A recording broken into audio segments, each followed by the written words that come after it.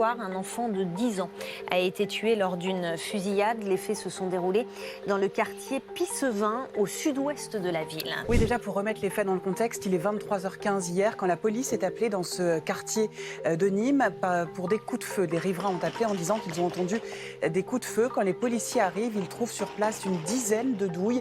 Et un peu plus tard, dans la nuit hier, un homme de 27 ans se présente à l'hôpital, au CHU.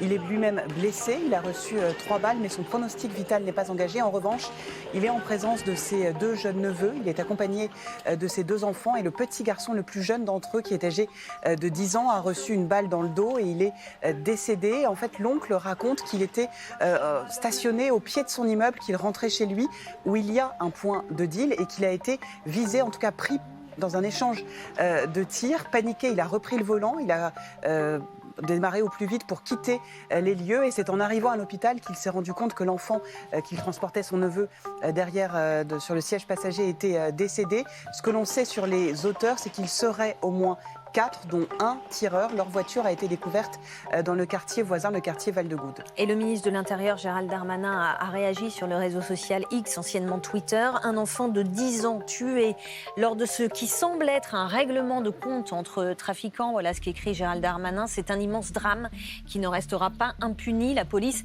a déjà interpellé de nombreux trafiquants ces dernières semaines et va intensifier sa présence avec fermeté. Écoutez, ce matin, nous avons à déplorer la mort d'un enfant, ce qui en soi est absolument intolérable. On sait qu'on est probablement au résultat d'une opposition, d'une guerre entre trafiquants, des trafiquants qui sont régulièrement harcelés et insécurisés par les forces de sécurité, et cela provoque parfois ce type de fusillade.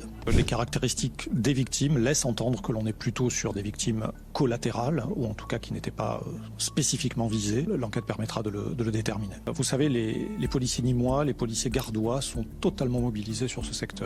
C'est plus d'une centaine d'opérations qui ont été conduites depuis le début de l'année, avec plus d'une 50aine d'interpellations. Donc nous sommes présents dans ce quartier, nous sommes présents pour réprimer ce trafic de stupéfiants qui reste une matrice criminelle absolument fondamentale.